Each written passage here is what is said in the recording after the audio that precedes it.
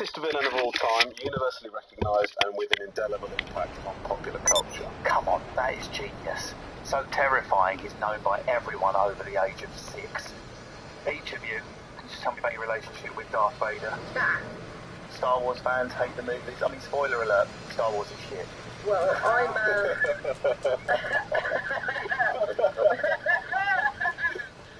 I'm from Bristol. What does that mean? And so is David Prowse. He's So the he's the guy. insides of Darth Vader, not the voice, though, as Bill Bailey did discuss. Yes. Although I'm your father is quite a popular sentence that you hear on the streets of Bristol. So, might have been a line from my show. Sorry, guys. I liked it. Thanks very much. I've got a relationship. Just to let you know, you have a happy customer. I'm gonna wire you that money, minus the laundering fee. Taxman's gotta get something. I have the connection that, it's one of Bristol's finest exports is our David Prowse there, also the Green Cross Code man. It would have been a different film if David Prowse had spoken. I'm your father, Luke. You're just gonna have to take it. Also, he was an asthmatic, by the way. It wasn't an asthmatic. He was fried. That's right. And then he had a ventilator to help him breathe. So, facts there, Russell, mate. Yeah. Just delete that joke, which obviously was taken literally by Jake. Come on, Romesh. If I'm going to facts, can you make sure that they're proper, please? Yeah, Romesh, come on. It's genius. Let's take Darth Vader out of the Star Wars universe. There would be no Star Wars universe. Good must balance. I've studied worlds as a former Dungeons and Dragons player. There's a particular world, the Dragonlance series, where good is allowed to reign supreme. When good reigns supreme, it becomes a hellish place where people can hardly turn their head without being sentient. Sounds like the internet. But Romesh is a genius, right? We need evil. I think he is. I think he's a great villain. I really do.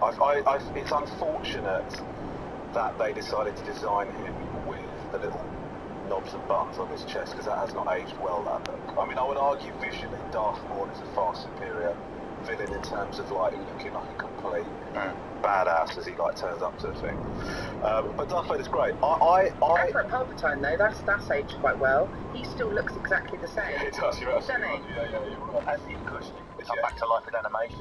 That's such a decision to do that, fine. But then to just have a lingering close-up shot on his face, as if to just go, aren't we clever? Come on, mate. But the best thing that I watched Rogue One. I don't know if you guys have seen that. Yeah. It might be one of my favourite of all of the Star Wars films. I think it's brilliant. There is a bit at the end of that film, spoiler alert, there is a bit at the end of that film where Darth Vader lays waste to a corridor, right, of people.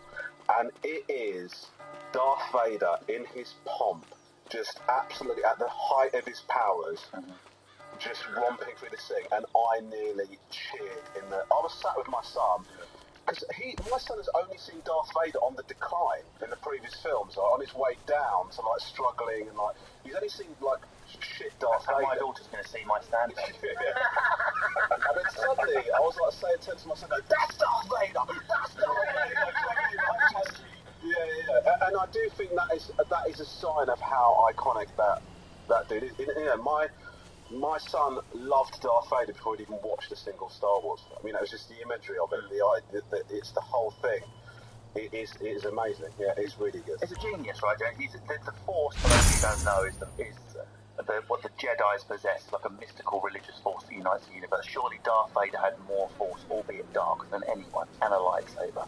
Yeah, he was the best using the Force, and then he used it for bad. Very sad. Are we saying that? But he initially used it because he had a vision that his wife was going to die in childbirth, and the only way was to break the rules of the Force and to use it in a dark way to prevent that. Fatal and that's not why he went dark. He was a little. If we're going to watch all the movies, he was a little shit. Wasn't James Lancaster? He wasn't great, was he? Immediately. I mean, that's the thing, is that a lot of time on this show, you present us with someone who is either seen as a genius or as evil, and then you'll go back and show us what their life was. Things you maybe didn't know about them, when we change our mind. And Star Wars kind of tried to do that itself. It was here's Darth Vader, he's really evil. We're going to do the prequels now and show you that acting's quite understandable why he's so evil. And then it went back and we were like, I hate him even more. That kid is awful. Stay out of vehicles that you haven't been authorised to go on. Jumps in a spaceship. And also there are things like, it's funny you mentioned the prequels. The prequels, I don't know what order they now want you to watch them in, because it was such a big reveal that he was Luke's father. I mean, watch him in order. It's just a very boring playing out of someone's life. Because they went on about it for those other crappy films that I watched. You know what I mean? Like, but the problem is that he was, when they did Phantom Menace, he's such a dick as a kid, and then when he grew up, he was such a dick then. It basically undermined Darth Vader for me. Like, the origin story for Darth Vader, like, I sort of go, that's Darth Vader? Yeah. That's the guy that I think is, like, the ultimate. It would be like a documentary about Hitler's watercolours, wouldn't it? I don't care how sympathetically you view them. But what is that? Lasagna, or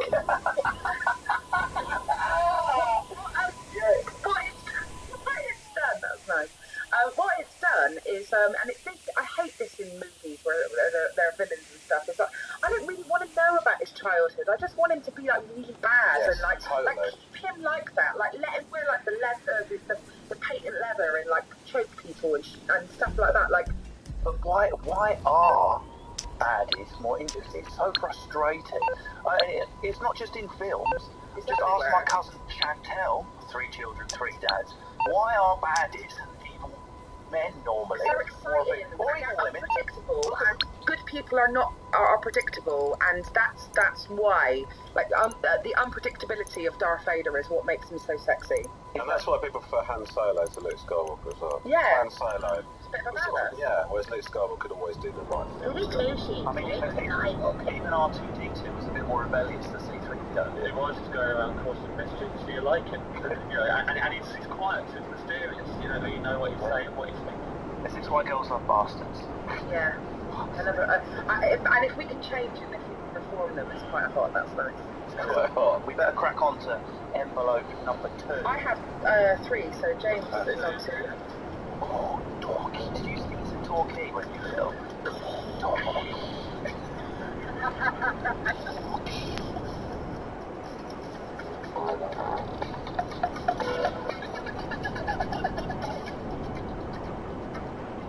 He killed a lot of people very scarily. Yeah, that was written by my 8-year-old niece. Yeah. Yes, he was a fearsome symbol of the Empire. The Jedi. He liked a bit of forced choking as well. He could actually choke people out without touching them. He killed Jedi Knights, and he even killed younglings, which is, as soon as you're into something nerdy, you always use a slightly longer word than is necessary. Yeah. But he did younglings, children then, Bellend. He even cut off his son Luke Skywalker's right hand. He's a terrible father. The film says a lot about difficult father-son relationships. I mean, I know we're being playful here, saying he was a good villain, but he is the very epitome of evil, is he not, James A? Well, that's the thing, is that if we're deciding evil or genius of the character or the creators, because like if we're talking we're talking about Darth Vader, the man Darth Vader, the evil man, did so many bad things. Obviously, anyone who's done anything bad, there's reasons for it. You can go back and find all the things that led to it. But if you're chopping your own sense hand up and killing kids, then probably just evil, aren't you? Yeah. So it depends on what the motivation. It does not depend on the motivation. It does depend on the. Are you insane? He killed children and cut someone's hand off. Yeah. Well, the cutting the hand. Pure though, it's lovely. Yeah. No, but the cutting the hand off. He killed children, guys. Yeah. But younglings. The thing is about cutting his son's hand off, right, is it might be, I'm not saying this is it, but it's possible that he just thought, you're heading towards the life of a Jedi, and I need to sort of bring that to an end. It's not a good career, it's not going to go well for you. And despite that, Luke continued to be a Jedi and spent his last years as a hermit in one of the most divisive Star Wars films in history. Right, yeah. Yes. But Jade, come on, that rubbish nonsense. Darth said to him, join with me and we can rule the universe together using the dark side. That's pretty safe. You read that out in court. You've got to give him respect. No, but the thing is, you've got to give him respect for mastering the discipline. Do you mean, like, it's not easy, you can't just become a Sith Lord. You've got this lessons. Yeah. He's no respect for that. He's learned, but he's like... surely, well, this is the question, which is Yoda believed that the good side of the Force was actually the stronger side of the Force, and the dark side was actually you giving in to the temptation, and in fact you were weak because of that. And so it's probably... Is there a truth there, though, about life in general, or is it just a Star Wars thing? Is it stronger to be good, or stronger to be evil? I think it's more fun and exciting to be bad, and I enjoy the naughty things that I do in my life rather than the good. I really do enjoy doing good deeds, and being nice to people. I enjoy matching people up with work is my thing. I've realised that I enjoy doing is getting other people work. But I really love getting away with being naughty. It's my favourite thing. And always has done. I'm youngest of three. I got away with shitloads and then constantly upset my sister because she's doing, and then I blame her for it, and that's fun. But you can't deny that. But also at the end, it all depends how spiritual you are, really. But do you think Darth? But before we move on to our second, are you saying that makes Darth weak for being tempted by the dark side? Do you agree with Yoda? Yeah, I think that there's something in the discipline of someone that can live a life of live a life of virtue. I think there's a strength in that. Completely, we're given into your temptations. I am a woman of giving into temptations. My body has been created from giving into all of my own. The after party just got interesting. F103, please, Jada. All right, mate. Let's wrap this show up into the pub. It is not even 12. And? Giving into temptation.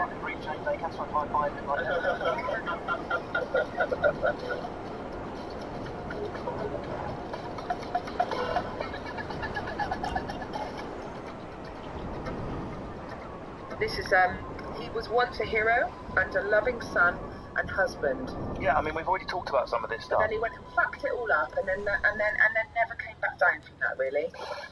But he did redeem himself at the end a little bit, didn't he, Ramesh? At the end, he did one final act of good. Yes. So he started good, finished good, just did a bit rubbish. No, man. I just don't. This thing about where you do one good thing at the end, and that absolves you of all of the stuff. He went to some village and slaughtered everyone, right? When he was, before this even be pre-Darth Vader, this is when he was just going through adolescence. He took a saber to so many people. So this whole thing of but then he was all right in the end. He was all right in the end for his own son.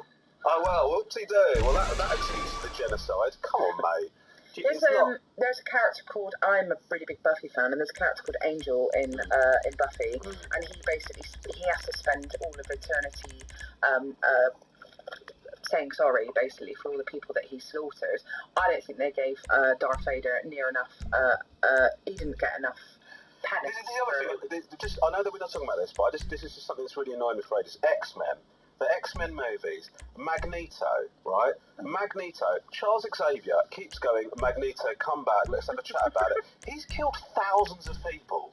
He's not just had a little... he is a mass murderer. And then every time he's had one of his turns again, come on back.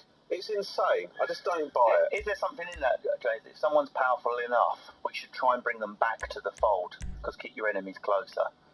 Well, I'd say, if you just make the best of a bad situation, don't you? If someone's an absolute maniac and you can rehabilitate them, then great. But someone like Darth Vader, he didn't redeem himself, in your opinion, with that final act of self-sacrifice. For that, if all those kids he killed, he would have had to have somehow brought back to life a whole bunch of kids or saved a bunch of kids. If there'd been something hurtling towards this exact same amount of kids that he killed and he got in the way of it. So what was that, the final act of self-sacrifice? Do you know the scene I'm talking about? In Jedi, what does he do? Right, does anyone more familiar with that scene than me? It turns on the Emperor. Yeah. Kills the Emperor and to save Luke. Yeah. He's arguably saved billions of life forms from that one act. Yeah, fair play. Yeah, but he also chopped his son's hand off. Yeah, but couldn't wank anymore, and he really did have a problem with it. We do it with force. Yeah, you can't, mate. Imagine having a force masturbation. Jedi needs his hand to wank. It's so nice. Understanding of the Star Wars. Literally just force masturbation. You don't have to do anything. Just sit there and lift up a spaceship. You ain't got to move his own helmet. Well, I think we've become almost too intellectual, and it's time to vote. Darth Vader. Jade Adams, evil or genius? Evil. Just because because he slaughtered loads of people and... Yeah, he ain't getting away with that, mate. But he is fun. Ramesh Ranganathan, I feel like you might steer this Millennium Falcon of a discussion in a different direction. No, listen, I think he's a great guy, he's mastered his disciplines and stuff, but, you know, I can't excuse the slaughter of children. Yeah, but he's a nice outfit, but evil. Well, it makes your vote academic, James Acaster, but I do need it. Evil also. It was written to be evil. If I said genius, I'd be doing the writers a disservice. Right. Or the writers of the original film. We would love to do a disservice to the writers. I pretend that Hayden Christensen never existed, and in fact it was only the first three in these ones that have just come. Yeah. Those other ones can go away. So, ladies and gentlemen, that's it. It's a unanimous vote. Darth Vader, who'd have thought it? That's your most evil noise, isn't it? It really is. Just for more of that, can we sample Shane Adams up? Thank you very much for listening to Evil Genius. Download this podcast on BBC Sounds and take it with you wherever you want. I mean, that is the purpose of a podcast. You can feel free to download it and leave it indoors. If you do like what you've heard, travel to another planet and spread the message. I've been the one that looks like Nick Grimshaw. This has been my panel, James Acaster, Jade Adams and Ramesh Ranganathan. Thank you very much for listening. Goodbye!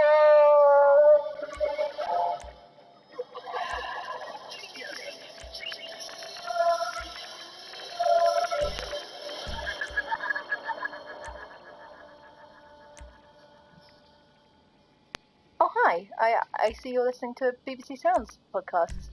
Well, you could listen to another one with us, Birthday Girls, a sketch group, comedy sketch group, Birthday Girls. Sorry, did you say that we're a comedy? Comedy sketch group. Yeah. Comedy sketch group, Birthday Girls. Me, Beatty, you, Rose. Hello. Her, Camille. Hello. We'll be chatting, we'll be playing games, we'll be inviting some friends. Beatty, how many coffees have you had today? Oh, loads. Quite tense. Yeah. I'm shivering. It's heart beating a lot. It's a lot more chilled than this. It's called Birthday Girls House Party. Real fun times. Not chilled, it's really exciting and over the It's top. excited and chilled. It's the perfect balance. What you're imagining now, your perfect balance of excitement and being chilled in a podcast. An exciting night in. An exciting night. Oh, yeah, I like that. Subscribe via the BBC Sounds. The BBC Sounds. One more time? Subscribe on BBC Sounds. Subscribe via BBC Sounds. Lovely. Someone's feeling good about themselves.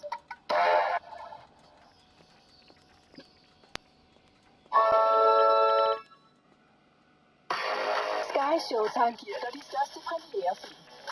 Oplev Jurassic World filmen, Minions historien om Gru og eksklusive serier. Sylvester Stallones Tolstoy og en anmelderros til Yellow Jackets. Kun på Sky Showtime. Stream nu for kun 69 kroner om måneden.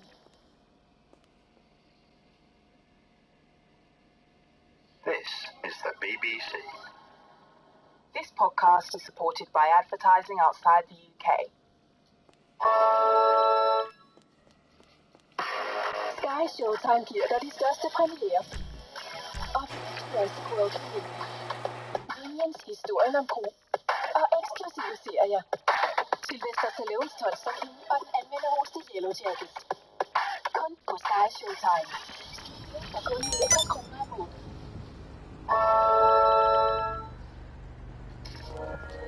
BBC Sounds. Music, radio, podcasts.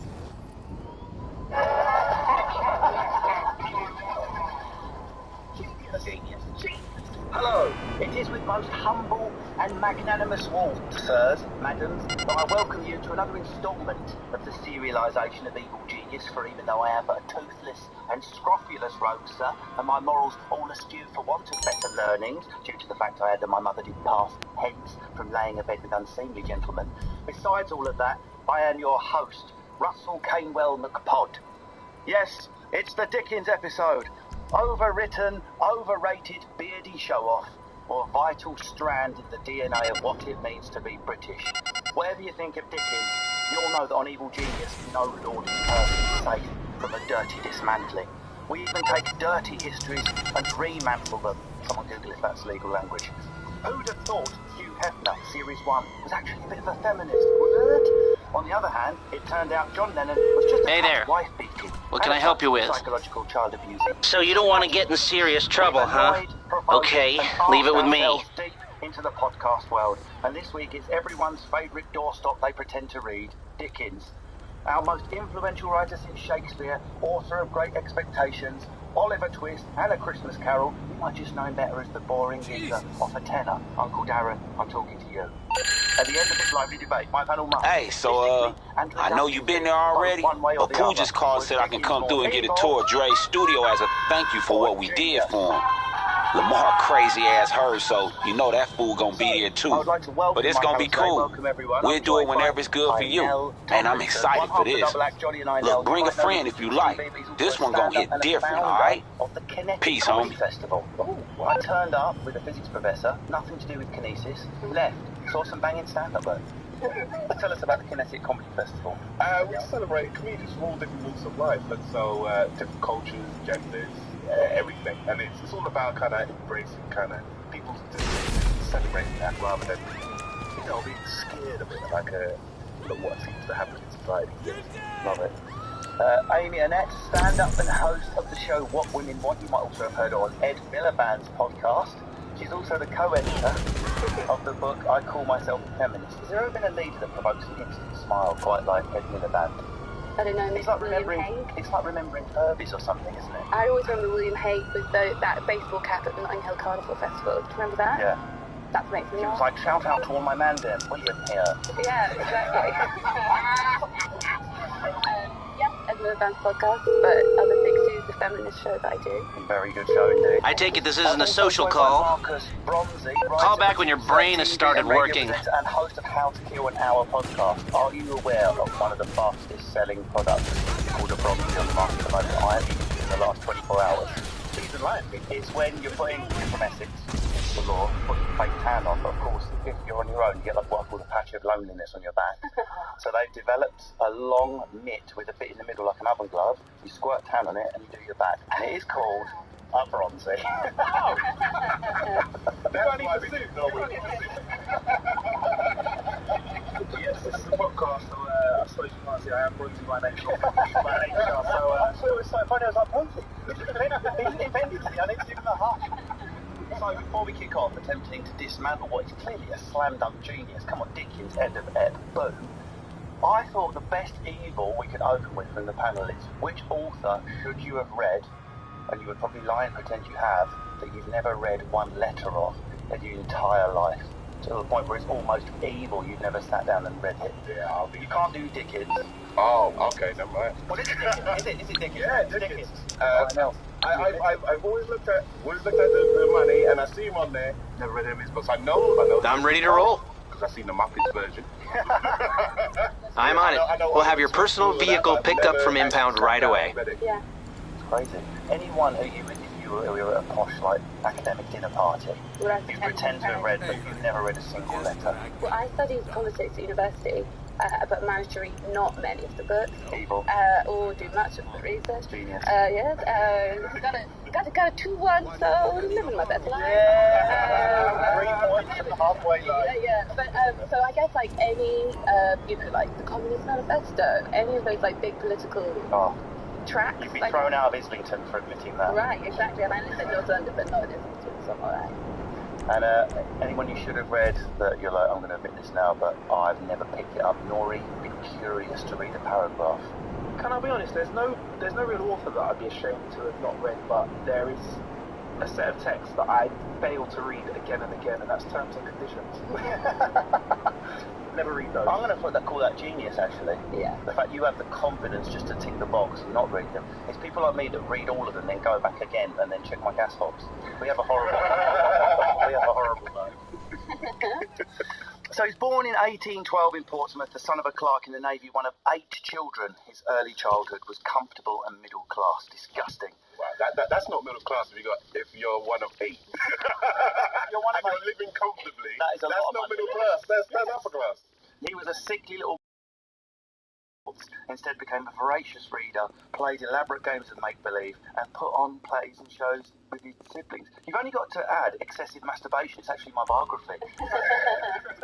When he was 10 years old, the family got into serious financial trouble and moved to Camden, where a studio flat's now £1 million.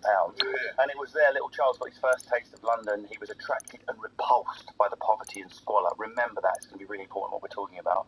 2 years later, the family was thrown into a debtor's prison. and the 12-year-old Charles was put to work in a factory, pasting labels on a bottle for 6 shillings a week. He described it as a secret agony. He never wanted to talk about it. Ironically, he dreaded being labelled. A brief revival in the family fortune saved him, and he went back to school telling no one about his life at the factory. He taught himself shorthand, became a political reporter, spent his free hours exploring every corner of London. His first novel, The Pickwick Papers, became a publishing sensation, and Dickens became a star. He campaigned vigorously for children's rights, education and social reform. His works were full of a kind of gritty realism, and he wrote with sympathy for children, women and the poor. He died in 1870 of a stroke and is buried in Poets' Corner, the final insult for the master of prose. Okay, so this is how it works, guys. You will find in front of you 3 envelopes. In each one of those envelopes there will be some sort of fact or curveball you won't be expecting. We'll use that as a way of exploring Dickens' life. So whoever has envelope number 1, please open it. That would be me.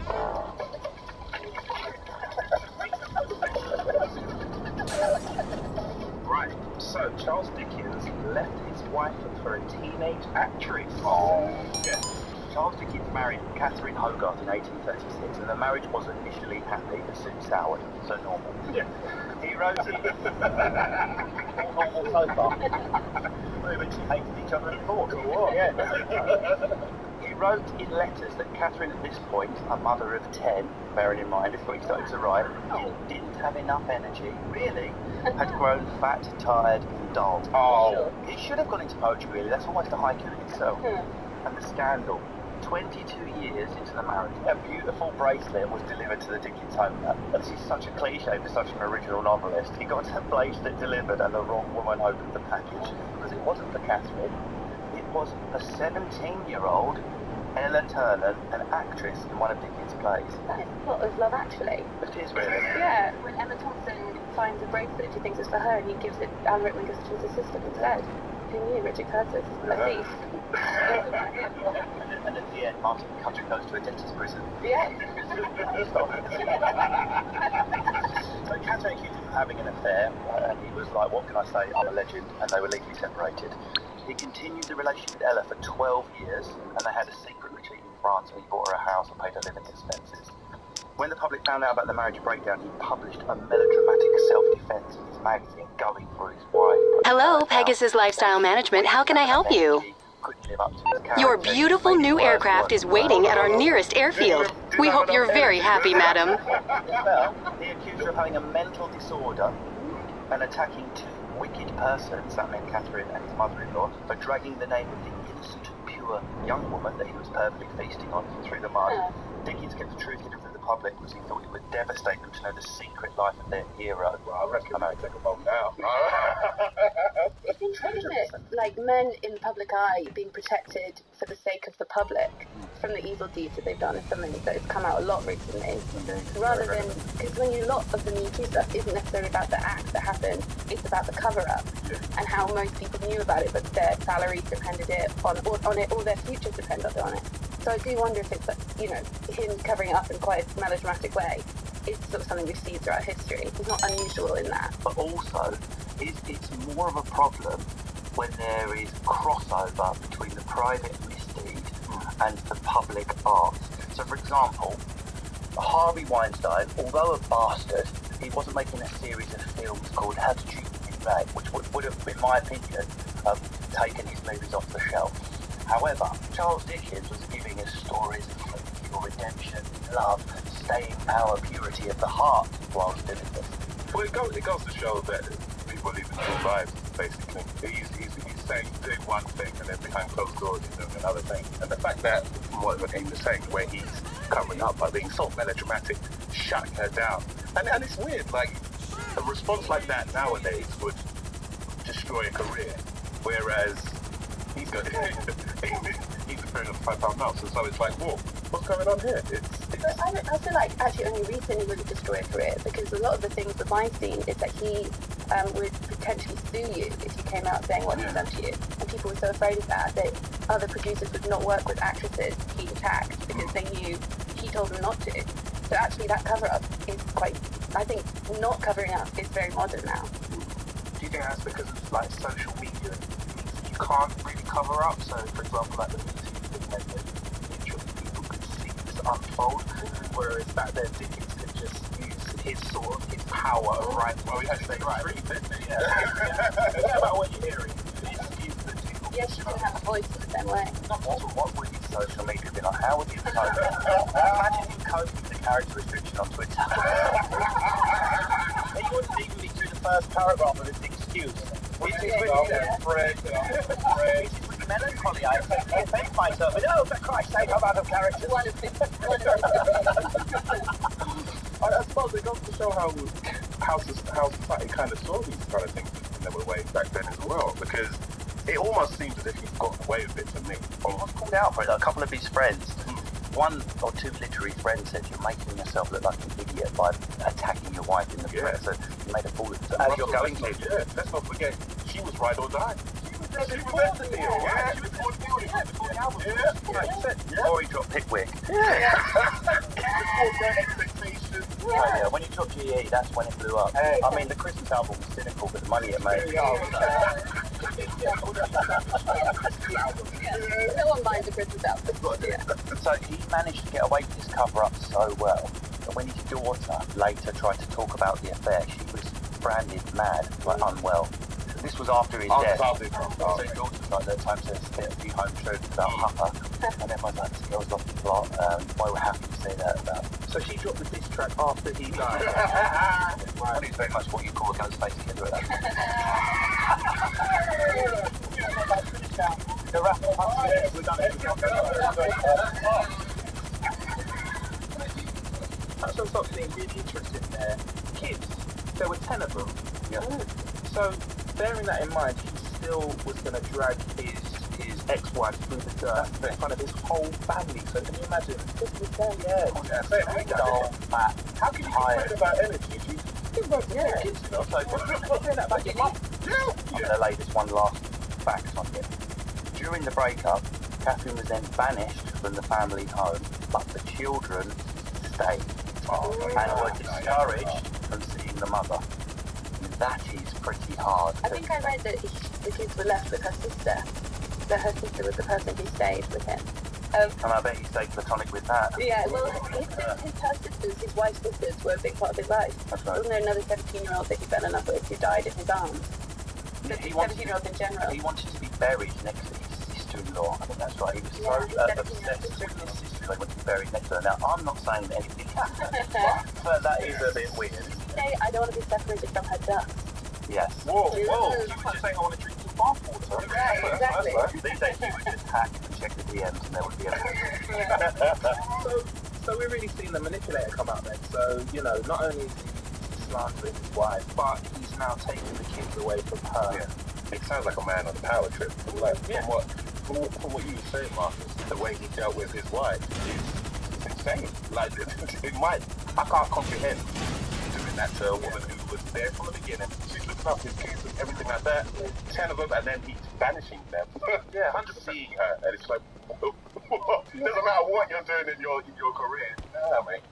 It's like there's one thing to treat your wife, but they're like crushing her in every way possible. It's like he's treated her like an enemy. It's obscene. I'm not a massive Dickens fan, but I don't know many writers from that century that can write so well about vulnerability, emotion, the oppressed, the disempowered, so that you connect straight to their emotions and their characters that live in your head.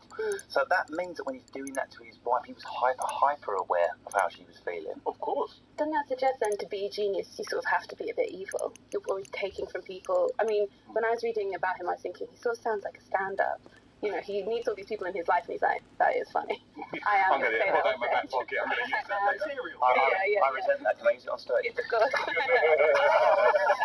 Credited right now. But yeah, of course, I think, like, you know, sometimes the best people, best artists draw so directly from life, and, like, what's difficult is not getting the inspiration necessarily, but, like, actually making it real. Like, as you say, his characters feel so real, feel so human.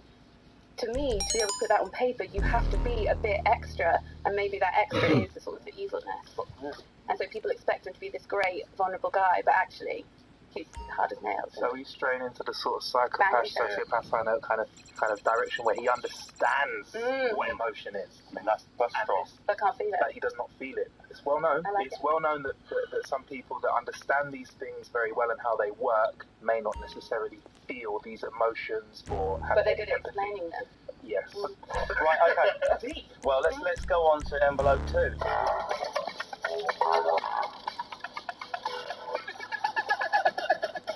Oh, I have mean about his kids. Please, sir, may we have some more bastard? That's a direct quote. Yeah. So 8 of Dickens' kids survived to adulthood. They were gentle and sensitive, and a lot of them struggled at school and had a hard time, sorry, I couldn't help myself, when their mother was sent away. When they were babies, very positive, yeah, the best children. But as they grew older, I'll just give you a handful because there were so many of them.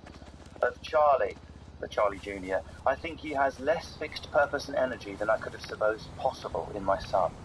Of Frank, a good steady fellow, but not at all brilliant. Of Plawn, he seems to have been born without a groove. It cannot be helped.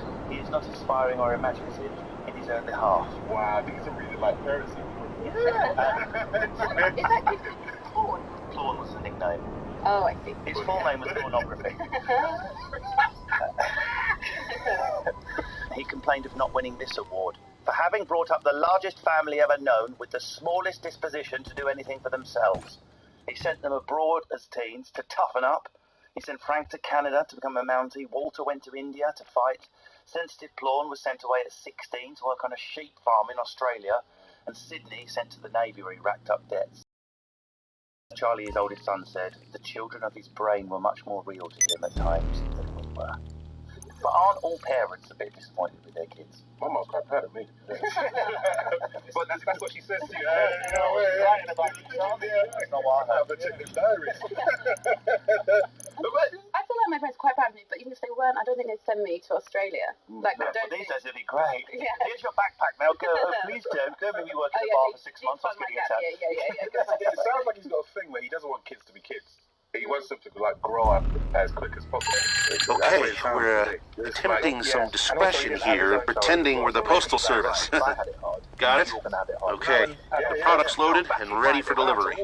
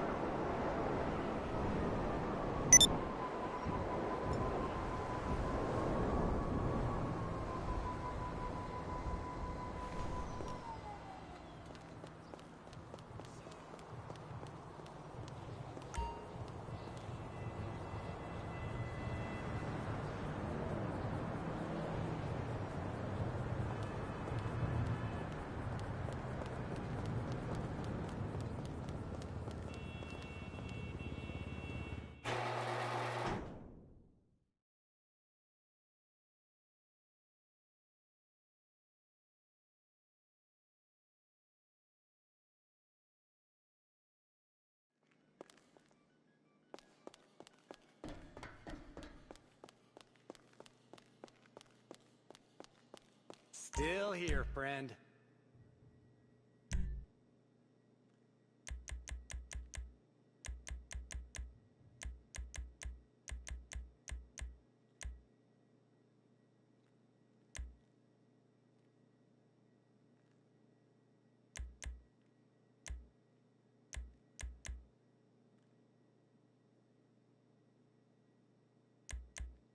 Okay, between us, like, Luchadora scares me. For real. I mean, I kinda like it, but... Man, I'm confused.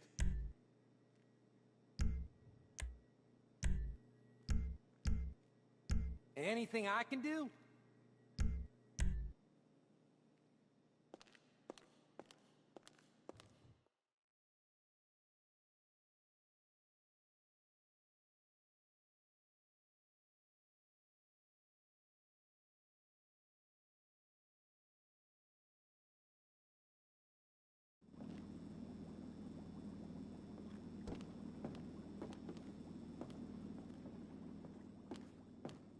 Busy, busy.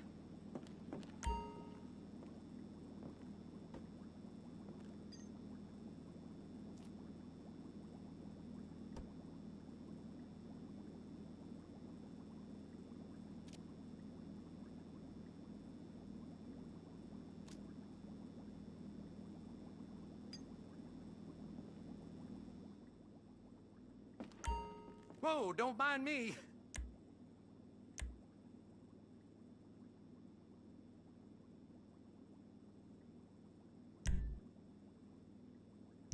It's gonna cost a bit, but I know exactly who to call.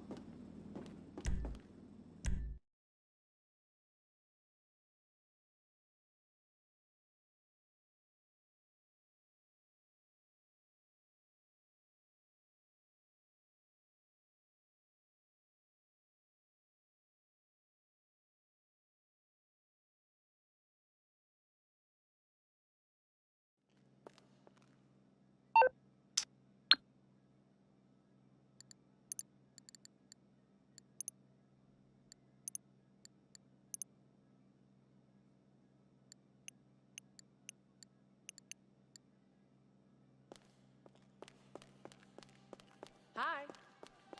Come back Until soon. next time.